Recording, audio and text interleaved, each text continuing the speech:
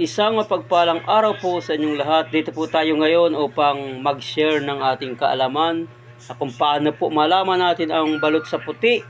At sa mga karamihan po nagtatanong kung ano nga po ba ang balot sa puti. Ang balot sa puti po ay malalaki ang sisiw at ituturo ko po sa inyo ang tamang teknik at diskarte kung paano natin malalaman ang balot sa puti. Samahan niyo po ako sa aking video ngayon na gagawin at sana po ay makatulong sa mga kapwa ko balot vendors. Ayan po mga idol, kung ayaw niyo pong magsilaw ng balot at yan po ay sinilaw ko na ngayon, kung ayaw niyo pong silawin ay gagawin po tayo pinakamabilis na teknik lang po mga idol. At ituturo ko po yan ngayon sa inyo kung paano po. Ayan, tingnan niyo po ha kung paano diskarte at malaman ang balot sa puti. Ayan po mga idol, ang ating mga balot Pinoy. Sa ngayon po mga idol ay kukuha po tayo ng ilang piraso dito. At ito po ang tamang diskarte po kung paano natin malaman ang balot sa puti. Kung ayaw nyo po magsilaw at wala kayong pangsilaw ay gagawa po tayo ng diskarte para malaman natin ang balot sa puti mga idol. Dahil sa tagal po ng paghahanap buhay natin ay kabisado ko na po ito. Ito po ang tamang diskarte mga idol. Yan, tuturo ko po sa inyo mga idol ha. Sa ngayon po may tubig naman po tayo dito. Yan po ang diskarte natin kung paano natin ang balot, malaman ang balot sa puti.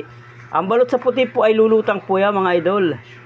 Iuna po natin itong iba. O ayan, maliliit ang sisiw. Medyo hindi pa siya gaanong ano. Ayan mga idol o. Lubog. Lubog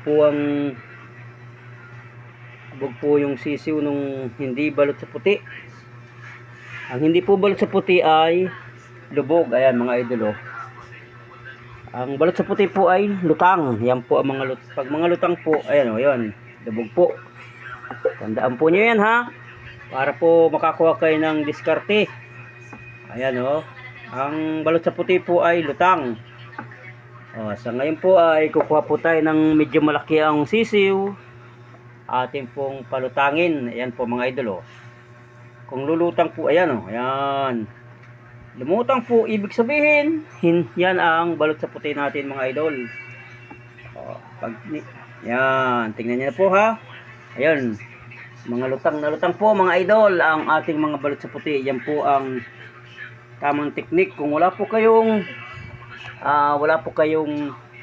pansilaw, yan po ang diskarte ko po. Ayan oh. Kaya tamad po kayo magsilaw ay yan po ang diskarte po. Ayan, tingnan niyo naman po.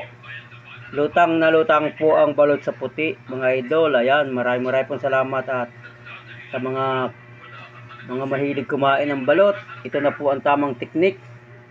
Ayan, maraming pong salamat sa patuloy niyong panonood ng bawat upload video ko. Sana po ay nakatulong ang ating ginawa sa ngayon. Muli po, isang mapagpalang umaga po sa inyong lahat. Isang mapagpalang araw po. God bless you all, coming from my heart. Thank you very much po.